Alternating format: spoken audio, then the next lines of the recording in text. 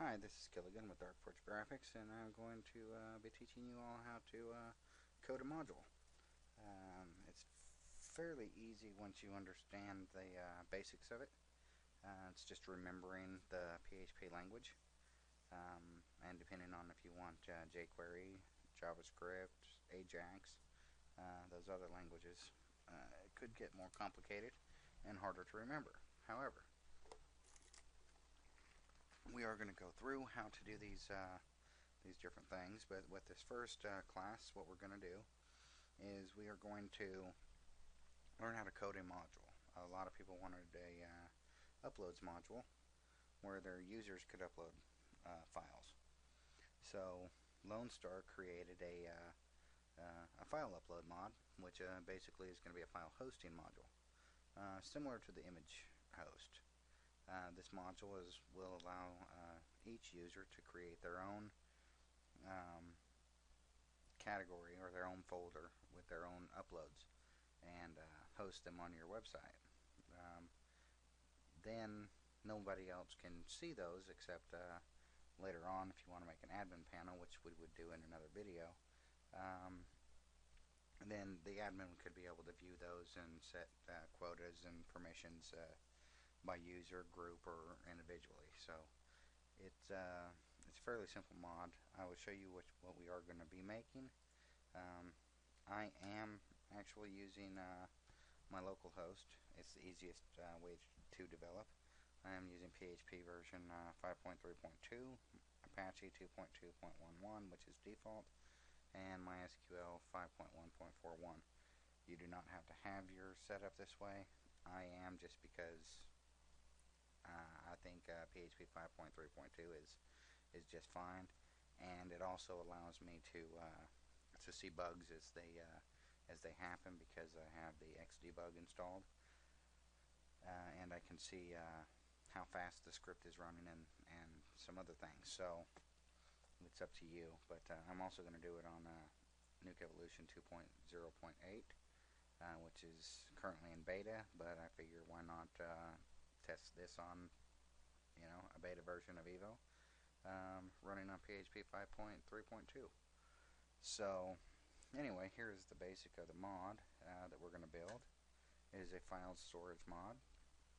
And basically, it's just going to be an upload field, submit button, and the title of your download, the extension, whether it be zip, RAR, or 7-zip or whatever, the date you uploaded it, file size, and the link to get the file.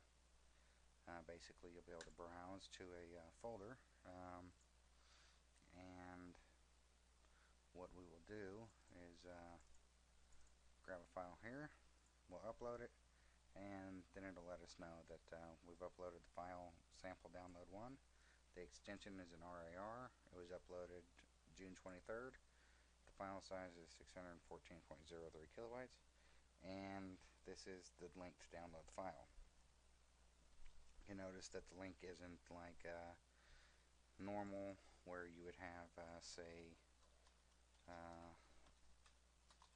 localhost /evo 2.8 /downloads sample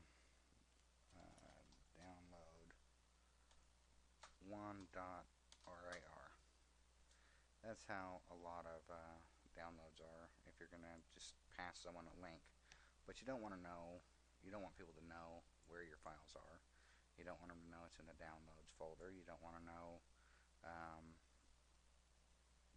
anything about it really. So what we've done is created this link here, which basically you can still download the file, but it's just going to be from the file storage at the case, which is the fs download file, which is a function at ID 1. So it's the download ID number 1. So basically we could actually download that file because it's been uploaded. Now, one of the good things is that the file is actually in a folder that is created when you upload or when your user connects and goes to that module. And it goes into this uploads folder, and it adds the file name with the user's ID added to it, and it will copy the index.html so people can't browse the folder directly, and it will upload the file. And it's 615 kilobytes, which is the same thing as roughly what our file size is in our mod. So that's pretty much what we're going to make. Later on down the road, we are going to make a full video class out of this, which will basically teach people how to do a lot more things like build an admin panel, add JavaScript to it to auto-select, add a delete or modify button, possibly upload more than one file at a time, different things, add a comments field or a description field, different things that we can add, and anyone who's following along with this class will be able to make suggestions to what they want in the full-fledged video to teach people how to do. So it's really just up to you. You can use whatever program you want. I use Dreamweaver, but I also use Ultra Edit. I use PHP Designer. I use Notepad++. They're all good programs. I just use Dreamweaver because it's convenient for me. So with that said, we can move on, and I will see you on the first video where we're going to build the first part of the module. Thank you.